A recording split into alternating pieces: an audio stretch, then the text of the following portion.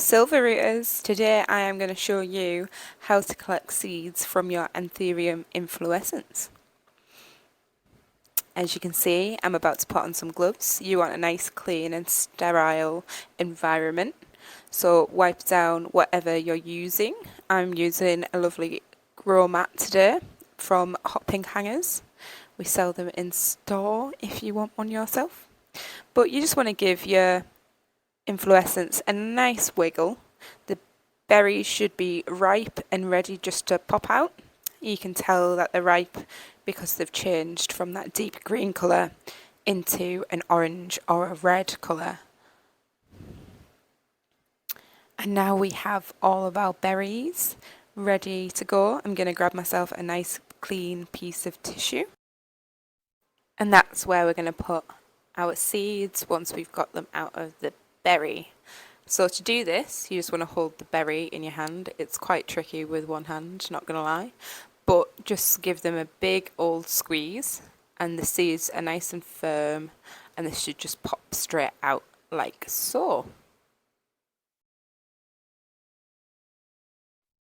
Once your seeds are out of the berry, you want to take them and wipe them on that nice clean piece of tissue that we set out earlier, and just leave them there while we pop out the rest of the seeds from the berries. I'm not going to bore you with this, so let's speed it up.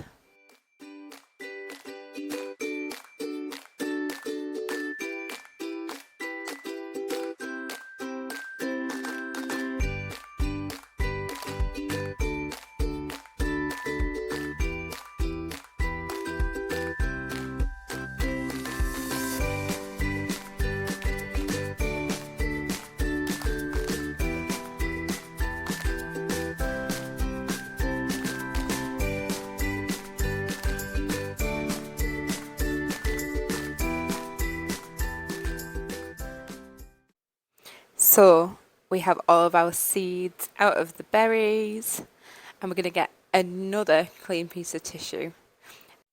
I personally just like to make sure that we've got all that berry juice and flesh off the seeds to make sure that they're nice and clean and prevent any bacteria or anything else like that growing in the substrate that we're going to pop them into in a minute.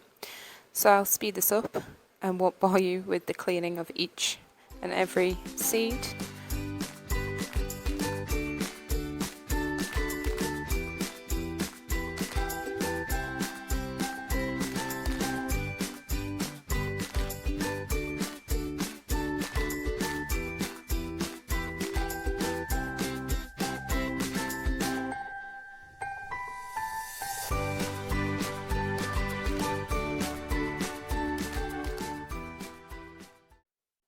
So now we have all of our clean seeds on a fresh piece of tissue.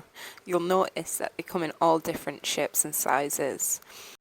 You'll get 1 or 2 seeds from each berry. So now we need to plant our seeds. I like to do this in a mixture of sphagnum moss and vermiculite. I like to place each of the seeds with a little bit of space between them into the moss. The moss is pre-soaked, so it's slightly damp, and it has a layer of clay pebbles underneath, or also known as a leca, lightly expanded clay aggregate. The vermiculite just adds a little bit more nutrition to the sphagnum moss.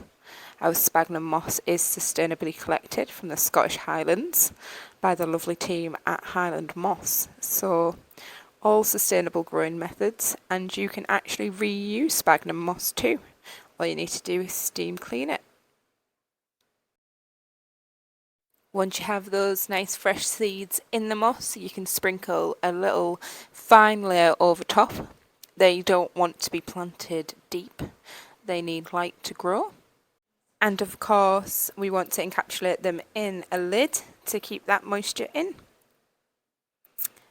And after a couple of months, you can transfer them into soil if you wish, and you should have a tiny baby Anthurium. Thanks for watching today, guys. If you have any questions, leave them in the comments below.